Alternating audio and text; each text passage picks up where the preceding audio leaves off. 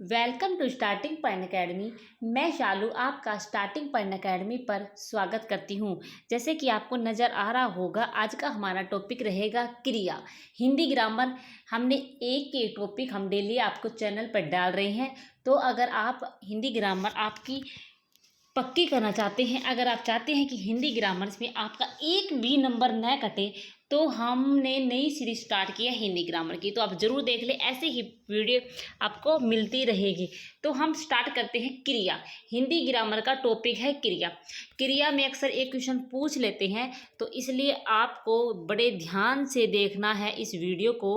और हम वीडियो को स्टार्ट करते हैं। सबसे पहले हमें ये पता होना चाहिए कि क्रिया होती क्या है। तो हम पहले डेफिनेशन पढ़ेंगे। क्रिया का डेफिनेशन क्या है? वाक्य के जिस पद से किसी कार्य के करने या होने का बोध हो। हम जो भी वाक्य पढ़ रहे हैं, उस वाक्य से हमें ये पता होना चाहिए कि किसी कार्य का करने या हो रहा है वो कार्य। जैसे एग्जाम्पल की तरफ से हम पढ़ते हैं, जैसे पढ़ना, मतलब ये कार्य हो रहा है या होने का हमें बोध है।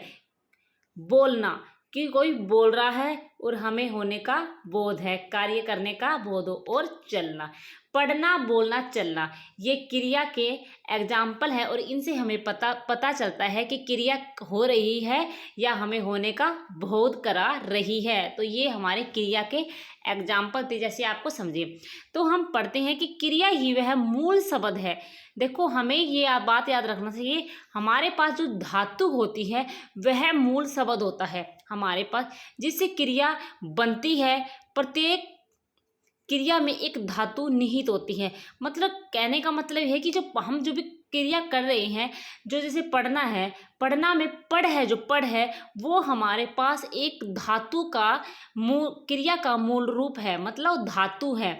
जैसे हम धातु के अंत में अगर हम ना प्रत्यय लगा देते हैं, तो वो हमारे पास क्रिया बन जाती है। तो ये बात आपको याद रखना है, जिसके पीछे भी ना आ जाता है तो वह हमारे पास क्रिया होती है। तो धातु के अंत में अगर ना प्रत्यय जोड़ दिया जाता है तो वह हमारे पास क्रिया बन जाती है।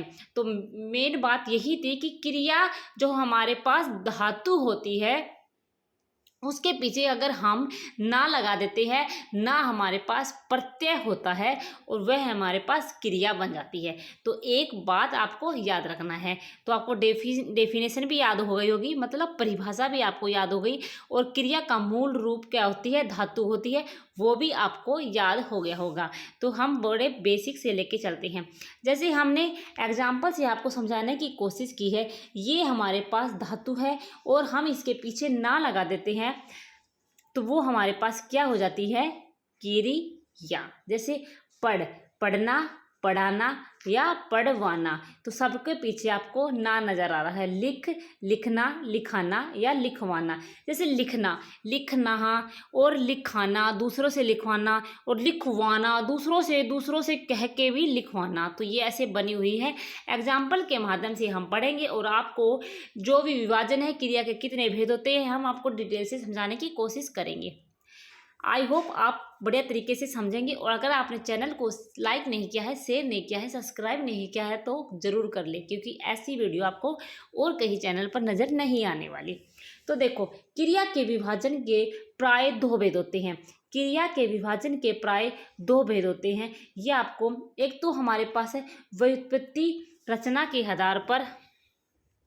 आपको सबसे पहले ये पता होना चाहिए कि क्रिया के विभाजन के प्राय कितने भेद होते हैं। क्रिया के विभाजन के प्राय दो भेद होते हैं। एक हमारे पास है व्युत्पत्ति के आधार पर, और एक हमारे पास है क्रम के आधार पर। तो हमें पता होना चाहिए, एक हमारे पास है रचना के आधार पर, मतलब व्युत्पत्ति के आधार पर, और दूसरा हमारे पास है क्रम के आधार पर। हम व्युत्पत्ति के आधार पर इसमें पढ़ेंगे, और क्रम के आधार पर हम आगे पढ़ेंगे। तो क्रम के आधार पर हमारे पास दो होती हैं, एक होती है सकर्मक क्रिया, और एक हमारे पास होती है अकर्मक क्रिया। तो हम इसको क्रम के आधार पर आगे पढ़ेंगे, और व्युत्पत्ति के आधार पर, मतलब रचना के आधार पर आपको पढ़ाएंगे। ठीक है। तो आपको बता दें कि व्युत्पत्ति मतलब रचना के आधार पर कितने भेद होते हैं? इनको बांटा गया है 4 भेदों में, जैसे प्रेरणार्थक क्रिया, संयुक्त क्रिया, नाम धातु क्रिया और पूर्वकालिक क्रिया। हम ट्रिक के माध्यम से पढ़ेंगे कि आपको याद कैसे होगी और कैसे आपको इन चीज़ों को याद रखना है। तो हमें इसको सबसे पहले हम पढ़ेंगे प्रेरणार्थक क्रिया। प्रेरणार्थक क्रिया कैसे होती है? जैसे प्रेरणार्थक क्रिया हमारी होती है पढ़ना। पढ़ना हमारे पास क्रिया हो गई। जैसे प्रथम प्रेरणार्थ मतलब पढ़ाना, इसको मैं पढ़ाना है। और द्वितीय प्रेरणार्थक हो गया पढ़वाना, मतलब अंत में जो वाना नजर आ जाएगा तो आपको ये पता लग जाएगा कि ये हमारे पास द्वितीय प्रेरणार्थक है। और पढ़ाना होगा, ना लगेगा पढ़ाना, तो वो हमारे पास प्रथम प्रेरणार्थक होगा। ठीक है, तो इन बातों को आपको ध्यान रखना है। जैसे प्रेरणार्थक क्रिया का क्या है?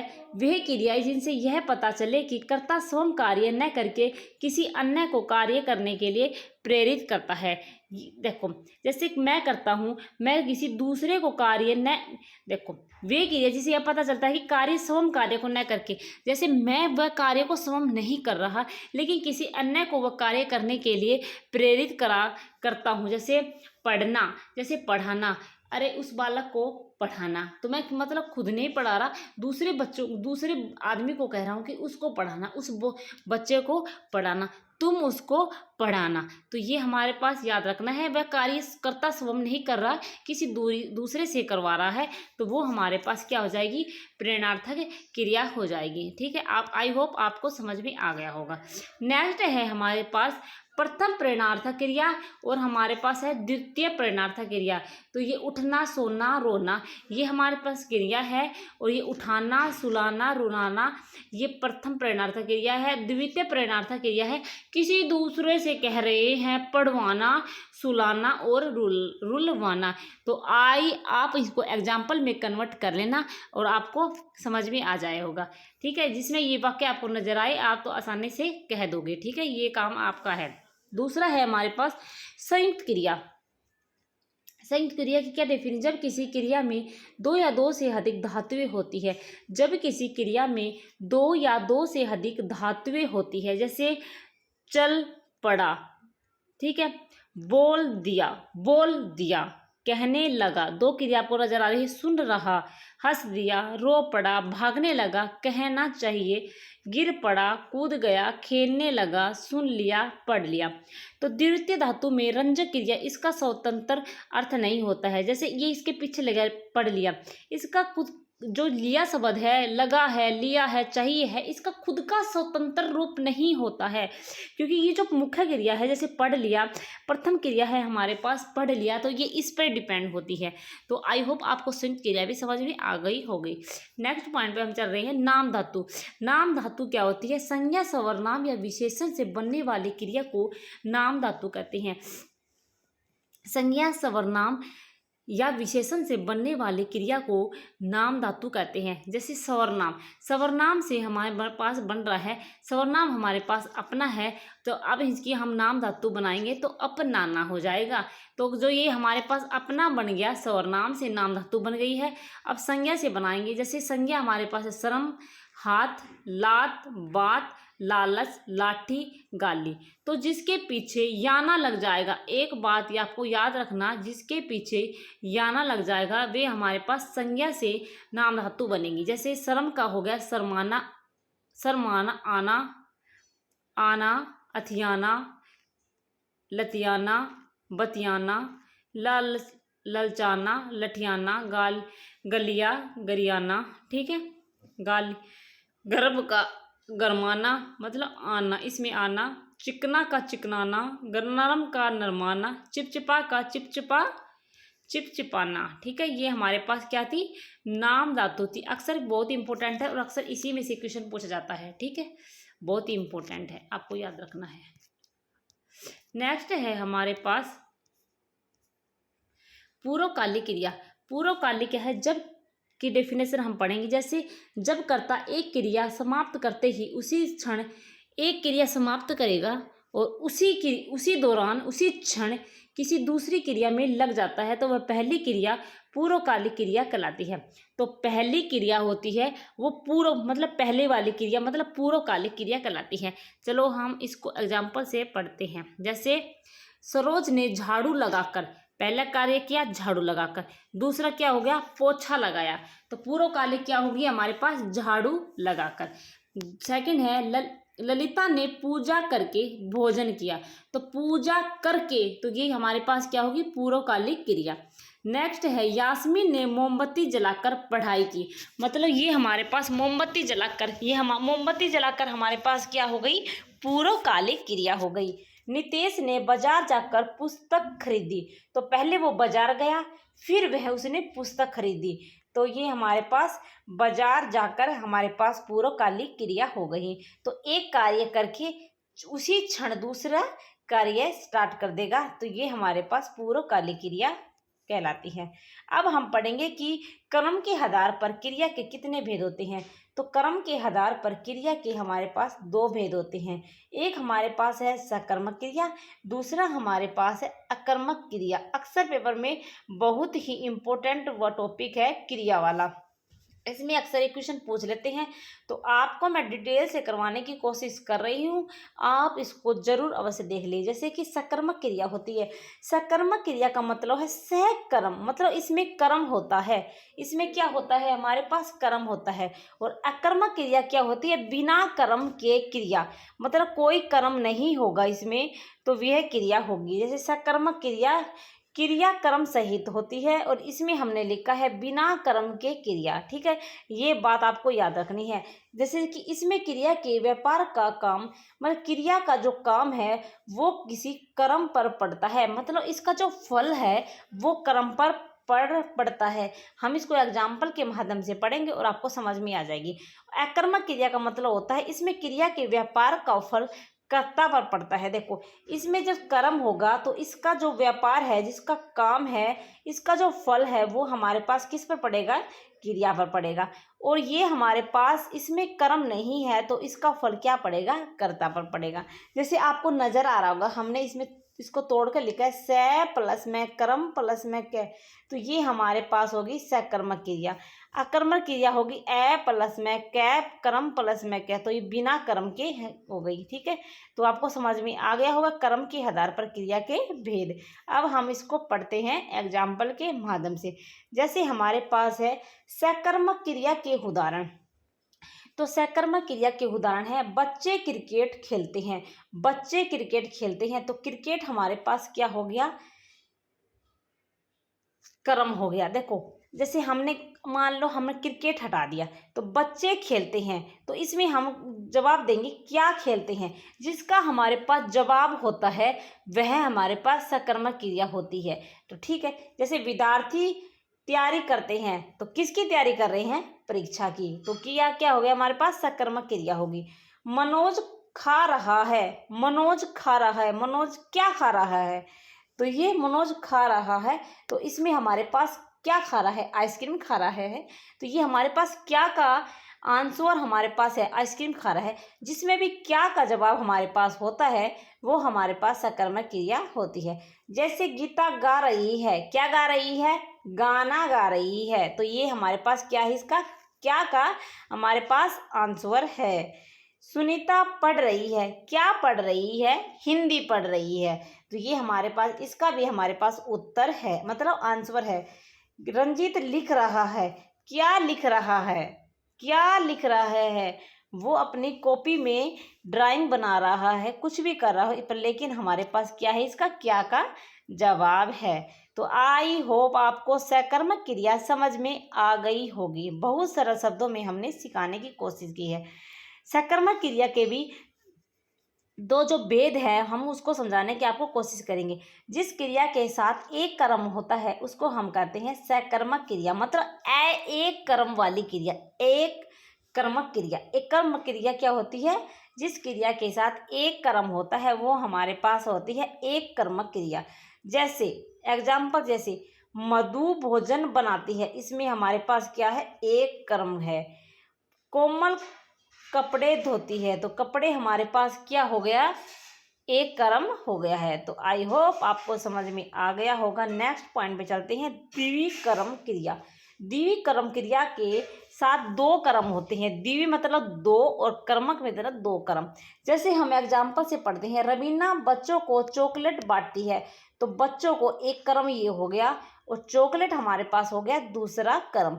तो इसमें आपको नजर आ रहा है कि रवीना बच्चों को चॉकलेट बांटती है। मान लो हमने दोनों कर्म को हटा दिया तो क्या हो जाएगा इसका, रवीना बांटती है। तो रवीना क्या बांटती है, चॉकलेट। किसको, बच्चों को। तो दो हमारे पास कर्म हो गई हैं। ठीक है, ये आई होप आपको समझ में आ रहा होगा। जैसे नवीन दिला रहा है, तो क्या दिला रहा है, कपड़े। किसको, पिताजी को। नवीन पिताजी को कपड़े दिला रहा है। तो हमारे पास क्या हो गया, दो कर्म हो गया है। ठीक है, नेक्स्ट पॉइंट पर हम चलते हैं। सोनम मुझसे हिंदी पढ़ना चाहती है। सोनम पढ़ना चाहती है, क्या पढ़ना चाहती है, हिंदी। और किससे, मुझसे। तो इसमें हमारे पास हो गया दो कर्म हो गया। तो आपको समझ में आ गया होगा द्विकर्म क्रिया। ठीक है, अब हम चलते हैं, अकर्मक क्रिया के उदाहरण हम पढ़ने की कोशिश कर रहे हैं। आई होप आपको समझ में आएगा और मैं आपको समझाने में सफल हो जाऊंगी। तो ऋतु सो रही है, तो इसमें ऋतु रही है क्या, इसमें क्या का जवाब नहीं बन रहा है। तो ये हमारे पास हो गई अकर्मक क्रिया। अगर हम क्या का जवाब बन जाता तो वो हमारे पास क्या हो जाता, सकर्मक क्रिया। यास्मीन हंस रही है, क्या का जवाब नहीं बन रहा। प्रीति दौड़ रही है, प्रीति दौड़ रही है क्या, नहीं, ये भी नहीं बनता। ये हमारे पास क्या है, अकर्मक क्रिया। जैसे रेखा चल रही है, रेखा चल रही है। तो इसमें भी क्या का जवाब नहीं है। तो ये हमारे पास अकर्मक क्रिया हो गई। बच्चे नहा रहे हैं, बुगली रो रहा है, पक्षी उड़ रहे हैं, हवा बहती है, मोनू नाचता है, कालू कोने में थूकता है, रामू सुबह सुबह छिपता है, रजनी कूदती है, जीतू कमरे में बैठा है और चोर भागता है। आपको इन सारे एग्जाम्पल में से क्या का जवाब आपको किसी में भी नहीं मिला है। तो इसलिए ये हमारे पास हो गई अकर्मक क्रिया। ठीक है, तो आपको सकर्मक क्रिया और अकर्मक क्रिया में भेद आपको पता चल गया होगा। एक कर्म और द्विकर्म क्रिया में भी आपको पता चल गया होगा। ठीक है, तो नेक्स्ट पे चलते हैं हम, क्रियार्थक क्रिया। क्रियार्थक क्रिया किसे करते हैं। क्रियार्थक क्रिया की पहले हम परिभाषा पढ़ते हैं। जब क्रिया का प्रयोग संज्ञा के अर्थ में होता है। आपको पता होना चाहिए कि क्रियार्थक शब्द, क्रियार्थक संज्ञा है ये, सॉरी, क्रियार्थक संज्ञा, सॉरी मैंने क्रिया बोल दी बार बार। क्रियार्थक संज्ञा क्या होती है, जैसे क्रियार्थक संज्ञा मतलब जब क्रिया का प्रयोग संज्ञा के अर्थ में होता है। हम क्रिया का प्रयोग कर रहे हैं लेकिन उस जो अर्थ का है वो हमारे पास संज्ञा के अर्थ में हो रहा है। जैसे शराब पीना स्वास्थ्य के लिए हानिकारक है। शराब पीना ये हमारे पास क्या है, क्रिया है, लेकिन इसका प्रयोग हमारे पास क्या है, संज्ञा के अर्थ में हो रहा है। शराब पीना स्वास्थ्य के लिए हानिकारक है। जैसे अच्छा नहीं लगता, जैसे रोना, रोना हमारे पास क्या है, क्रिया है, लेकिन इसका प्रयोग क्या है, संज्ञा में हुआ है। पढ़ना हमारे पास क्या है, क्रिया है, लेकिन इसका प्रयोग संज्ञा के रूप में हुआ है, संज्ञा के अर्थ में हुआ है। जैसे डरना, ये हमारे पास डरना एक हमारे पास क्या है, क्रिया है, लेकिन संज्ञा के अर्थ में होता है। थूकना, थूकना हम क्रिया कर रहे हैं तो ये हमारे पास संज्ञा के अर्थ में होता है। धूम्रपान करना वर्जित है, तो धूम्रपान हमारे पास क्या है, क्रिया है और इसका संज्ञा के अर्थ में प्रयोग हुआ है। तो क्रियार्थक संज्ञा आपको समझ में आ गई होगी। अब चलते हैं हम नेक्स्ट पॉइंट पे। जैसे टहलना स्वास्थ्य के लिए लाभदायक है, टहलना हमारे पास क्यों, क्रिया और इसका संज्ञा के अर्थ में प्रयोग हुआ है। जैसे रुकना, रुकना हमारा ना क्रिया है और इसका प्रयोग रुकना का क्या हुआ है, संज्ञा के अर्थ में प्रयोग हुआ है। जैसे ज़्यादा बोलना, बोलना हमारे पास क्रिया है लेकिन इसका संज्ञा के अर्थ में प्रयोग हुआ है। ये हमारे पास होगी क्रियार्थक संज्ञा। आई होप आपको समझ में आ गई होगी। जो अन्य क्रिया है उसको भी हम समझने की कोशिश करेंगे। जैसे हमारे पास है सहायक क्रिया। सहायक क्रिया वह क्रिया जो मुख्य क्रिया के साथ जुड़कर उसके अर्थ को स्पष्ट करती है। जैसे एग्जाम्पल के माध्यम से हम पढ़ेंगे। पहले हम जो मुख्य बातें हैं, मेन बातें हैं, परिभाषा हैं, उसको समझने की कोशिश करते हैं। जैसे वह क्रिया जो मुख्य क्रिया के साथ जुड़कर मुख्य क्रिया के साथ जुड़कर उसके अर्थ को स्पष्ट करती है, तो वह हमारे पास हो जाती है सहायक क्रिया। दूसरा है हमारे पास, यह क्रिया काल का बोध भी कराती है। जैसे काल, कौन सा काल है? वर्तमान काल है, भूतकाल है, भविष्य काल है, इसका भी हमें सहायक क्रिया ही बोध कराती है। जैसे ता था, ती थी, ते थे, रहा था, रही थी, रहे थे, गा, गी, गे, ये हमारे पास सहायक क्रिया को पहचानने में हमारी मदद करेंगे। तो हम चलते हैं आगे पॉइंट की तरफ और एग्जाम्पल आप इसको बनाने की कोशिश करना।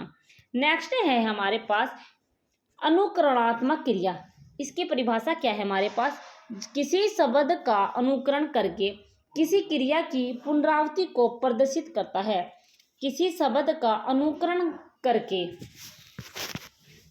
किसी शब्द का अनुकरण करके किसी क्रिया की पुनरावृत्ति का प्रदर्शन करता है। पुनरावृत्ति मतलब एक चीज को दो बार रिपीट होगी। जैसे खड़खड़ाना, फड़फड़ाना, टिमटिमाना, तारे टिमटिमा रहे हैं, तो ये आपको जैसे बुदबुदाना, हिनहिनाना, भिनभिनाना, गुनगुनाना, बड़बड़ाना, चहचहाना, मिमियाना, फुसफुसाना, टर्राना। नेक्स्ट है खिलखिलाना, थपथपाना, चमकचमकाना, किसकिसाना, थुकथुकाना। तो ये हमारे पास है। अगर आपको ये शब्द अगर किसी भी वाक्य में मिलते हैं तो आपको बेहिचक अनुकरणात्मक क्रिया आपको लगा के आना है। तो ठीक है, आगे हम बढ़ते हैं और दूसरे पॉइंट की तरफ, और हम साथ साथ इसकी रिवीजन भी कर लेंगे, मतलब इसके क्वेश्चन आंसर भी कर लेंगे। तो आप चैनल के साथ बने रहे। तो ये हमारे पास क्या थे? ये हमारे पास मेन पॉइंट थे जिसको हमने पढ़ा। अब हम पढ़ रहे हैं इसकी आंसर क्रिया कर रहे हैं। जैसे कर्म के आधार पर क्रिया के कितने भेद होते हैं? तो कर्म के आधार पर क्रिया के दो भेद होते हैं। जैसे एक कर्मक क्रिया, जैसे सकर्मक क्रिया और अकर्मक क्रिया। और सकर्मक क्रिया के भी दो पार्ट होते हैं, जैसे एक कर्म और द्वितीय कर्म। और एक सकर्मक क्रिया हो गया और एक हमारे पास हो गया अकर्मक क्रिया। तो कर्म के आधार पर क्रिया के दो भेद बताए गए हैं। सेकंड क्वेश्चन पर चल रहे हैं, कर्म के आधार पर क्रिया के भेद कहलाते हैं। तो हमने अभी आपको बताया है कि कर्म के आधार पर क्रिया के दो भेद कहलाते हैं, जैसे अकर्मक क्रिया और सकर्मक क्रिया। तो ये दोनों पॉइंट हमारे पास सही है, तो इसका आंसर बन जाएगा बी और सी दोनों। ठीक है, थर्ड क्वेश्चन पे चल रहे हैं, जिस क्रिया का फल कर्म पर नहीं पड़ता है उसे कहते हैं। देखो, जिस कर्म पर नहीं पड़ता है लेकिन किस पर पड़ता है, वह कर्म का फल किस पर पड़ता है? कर्ता पे पड़ता है। तो वह हमारे पास क्या हो जाती है? अकर्मक क्रिया हो जाती है। आई होप आपने ऊपर ढंग से पढ़ा होगा और अब आप आंसर क्वेश्चन बढ़िया तरीके से कर रहे होंगे। नेक्स्ट है हमारे पास, संरचना के आधार पर क्रिया के कितने भेद होते हैं? तो संरचना के मतलब रचना के आधार पर, व्युत्पत्ति के आधार पर, उत्पत्ति के आधार पर क्रिया के चार भेद होते हैं। एक हमारे पास प्रेरणार्थक क्रिया, संयुक्त क्रिया, नाम धातु क्रिया और पूर्वकालिक क्रिया। हमने इन चीज़ों को ऊपर पढ़ लिया है, बड़ी बारीकी से पढ़ा है। इसको आंसर क्वेश्चन दे के आप झट इसके आंसर दे दोगे। तो संरचना के आधार पर क्रिया के चार भेद बताए गए हैं। निम्न में से कौन सा वाक्य प्रेरणार्थक क्रिया का उदाहरण है? जैसे करुणा का हृदय पीड़ा से भर गया, ये हमारे पास सकर्मक क्रिया हो गई। मयंक चौकीदार से चोर को पिटवाता है, तो प्रेरणार्थक क्रिया क्या हो गई? चौकीदार से चोर को पिटवाता है मयंक। मतलब एक आदमी खुद मतलब स्वयं कार्य नहीं कर रहा है, किसी दूसरे से करवा रहा है, वह हमने पढ़ा है आपको प्रेरणार्थक क्रिया होती है। तो हम इसको देख के झट से समझ जाएंगे कि ये हमारे पास क्या है? प्रेरणार्थक क्रिया है। इसमें मयंक क्या कर रहा है? खुद स्वयं कार्य नहीं कर रहा है, किसी दूसरे से करवा रहा है, तो वही हमारे पास प्रेरणार्थक क्रिया होती है। शेफाली गाना गा रही है, ये हमारे पास सकर्मक क्रिया है क्योंकि वह खुद गा रही है। उपयुक्त में से कोई नहीं, तो राइट आंसर हमारे पास बी होगा। जैसे आपको इसमें रेड कलर से आपको समझ में भी आ रहा होगा। नेक्स्ट है हमारे पास, निम्नलिखित में से वाक्य में से कौन सी संयुक्त क्रिया नहीं है? तो संयुक्त क्रिया हम नहीं है। 3 वाक्य में ऐसा दिया गया है संयुक्त क्रिया है, लेकिन एक वाक्य में संयुक्त क्रिया नहीं है। जैसे राम अमेरिका से लौट आया, ठीक है। राम अमेरिका से लौट आया, सही है। सिपाही को देख चोर भागने लगा, सिपाही को देखा और फिर चोर भागने लगा, ये भी संयुक्त क्रिया हो गई। भव्या दूध पीकर दूध पिया और सो गई, तो ये हमारे पास क्या होगी, संयुक्त क्रिया हो गई। जैसे हमने पढ़ा था था थी, ये पढ़ा था। जैसे राजेश खाना, राजेश खा चुका है,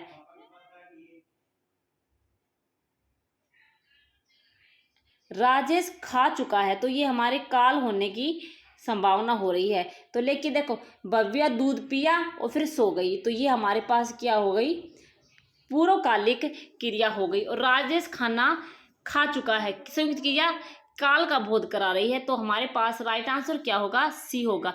राम अमेरिका से लौट आया, भागने लगा, खा चुका, तो ये हमारे पास, लेकिन भव्या दूध पीकर, उसने दूध पिया और सो गई, तो ये हमारे पास क्या होगी, पूर्वकालिक क्रिया हो गई। तो आपको ये बड़े ध्यान से क्वेश्चन करना था। नेक्स्ट पर हम चलते हैं। निम्नलिखित में से नाम धातु का कौन सा जोड़ा गलत है। 3 वाक्य ऐसे दिए गए हैं जो सही है, लेकिन एक वाक्य ऐसा दिया गया है जो गलत है। तो लात का लतियाना बिल्कुल सही है, हाथ का हथियाना बिल्कुल सही है, शर्म को शर्माना बिल्कुल सही है, ये एग्जाम्पल हमने ऊपर पढ़े हैं।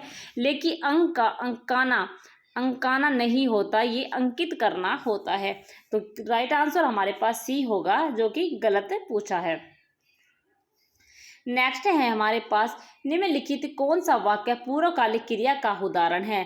जैसे सुनैना नहाकर स्कूल गई, ठीक है, ये हमारे पास पूर्वकालिक क्रिया का उदाहरण है। सुनैना, उसने नहाया और स्कूल चल गई, ये हमारे साफ साफ नजर आ रहा है कि पूर्वकालिक क्रिया है। हम आगे भी एग्जाम्पल को पढ़ लेते हैं। राजा कनाडा से लौट आया, ये हमारे पास संयुक्त क्रिया है। अध्यापक विमला को किताब से पढ़वाता है, मतलब खुद नहीं पढ़ता, किसी दूसरे से पढ़वा रहा है, तो वे हमारे पास क्या होगी, प्रेरणार्थक क्रिया हो गई। उपयुक्त में से कोई नहीं, तो राइट आंसर हमने बताया आपको ए होगा, ठीक है, पूर्वकालिक क्रिया का उदाहरण। नेक्स्ट में हम चलते हैं। निर्देश निम्नलिखित में से कौन सा सकर्मक क्रिया का उदाहरण है। सकर्मक क्रिया मतलब कर्म के साथ।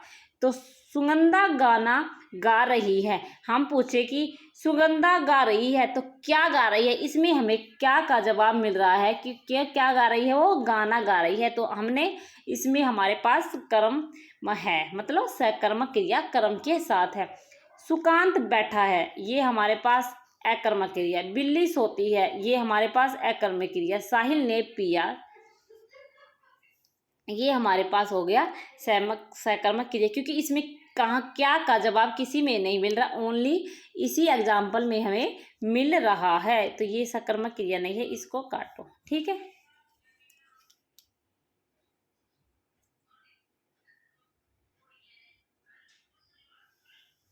सुगंधा गाना गा रही है, ठीक है। आगे हम चलते हैं। देखो, जैसे तो हमें साफ थोड़ा थोड़ा नजर आ रहा है कि साहिल ने पिया, साहिल ने क्या पिया, साहिल ने पानी पिया, लेकिन हमें क्वेश्चन क्या करने होते हैं, ऑप्शन के अनुसार करने होते हैं। तो इसमें क्या, गाना गा, ये हमारे पास क्रिया है और गा रही है क्रिया है, तो हमें जो बढ़िया ऑप्शन होगा हम उसके अनुसार ही करेंगे, क्योंकि साहिल ने पिया, क्या पिया, लेकिन इसमें ये नहीं दिया रखा जल पिया, तो हमें इसमें कर्म नहीं नजर नहीं आ रहा है, इसलिए हम करेंगे, क्योंकि जो सटीक आंसर होता है हम उसके अनुसार हमें क्वेश्चन करने होते हैं। तो आई होप आप मेरी बात समझ पा रहे होंगे।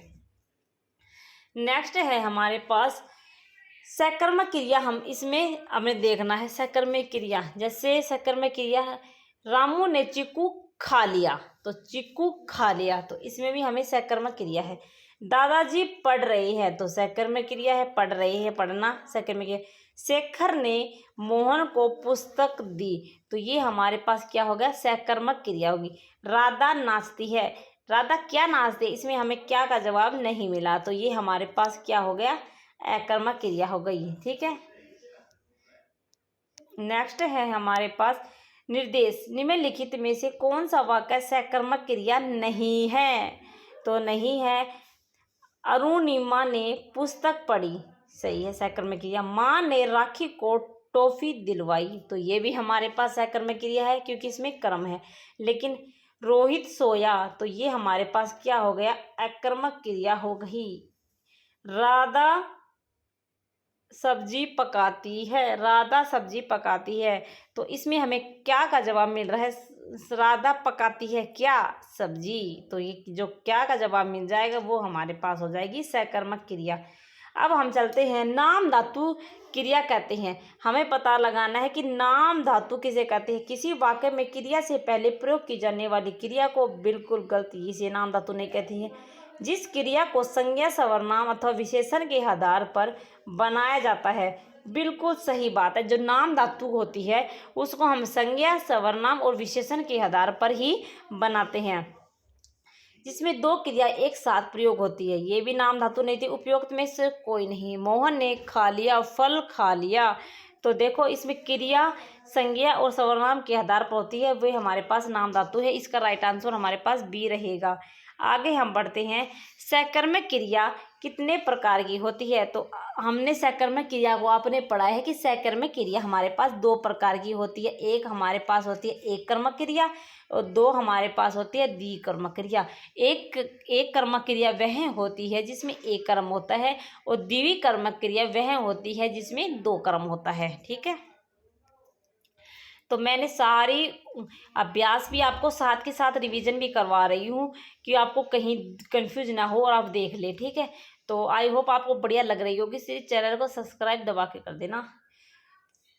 आगे है, जिस क्रिया में पहले प्रधान क्रिया का प्रयोग तथा बाद में दूसरी क्रिया का प्रयोग होता है उसे क्या कहते हैं? तो देखो,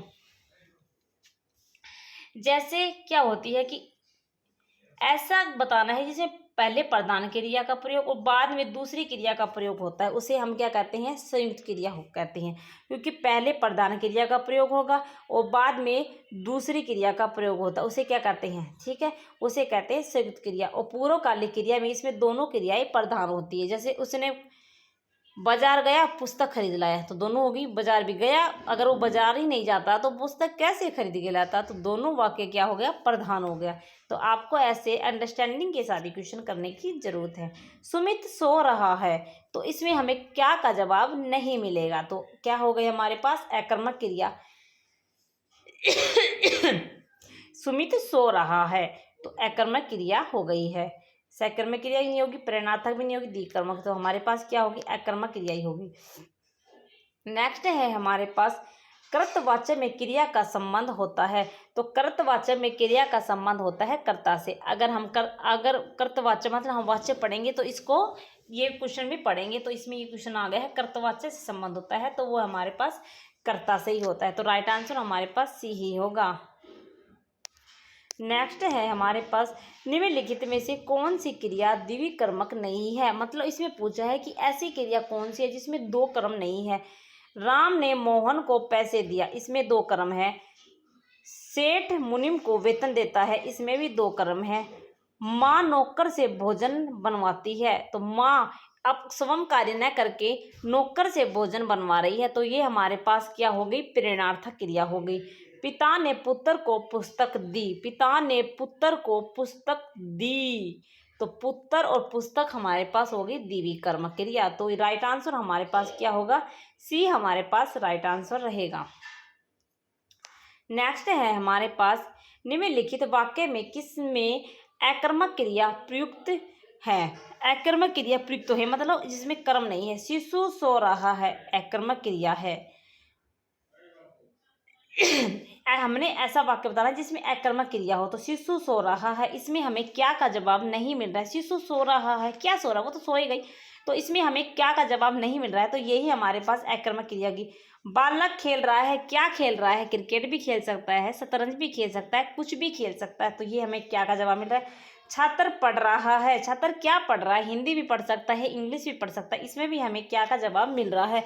छात्र लिख रहा है, लिख रही है, छात्रा लिख रही है, तो क्या लिख रही है? कुछ भी लिख सकती है, हिंदी लिख सकती है, अंग्रेजी से कुछ भी लिख सकती है, ड्राइंग बना सकती है, तो कुछ भी लिख सकती है।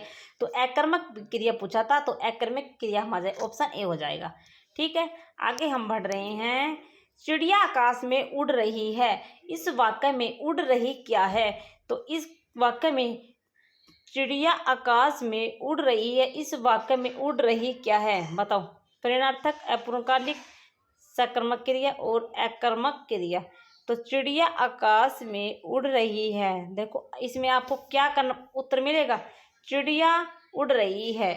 तो ये हमारे पास क्या हो जाएगा, अकर्मक क्रिया हो जाएगी। चिड़िया उड़ रही है, तो चिड़िया कहाँ उड़ेगी, तो चिड़िया तो आकाश में उड़ेगी उड़ेगी तो ये हमारे पास क्या क्या का जवाब नहीं मिलेगा हमें। तो ये हमारे पास अकर्मक क्रिया ही होगी। नेक्स्ट है हमारे पास, यही हमारे पास थे और हमने ये, चलो ये आ गया ना। नेक्स्ट है हमारे पास अथियाना में कौन सी क्रिया है। अथियाना मैंने बताया आपको, हथियाना में याना याना नजर आएगा तो वो हमारे पास क्या होगी, नाम धातु क्रिया होगी। तो ये आई होप आपको वीडियो अच्छी लगी होगी। अगर आपको वीडियो अच्छी लगी हो तो चैनल को लाइक से सब्सक्राइब करना ना भूले।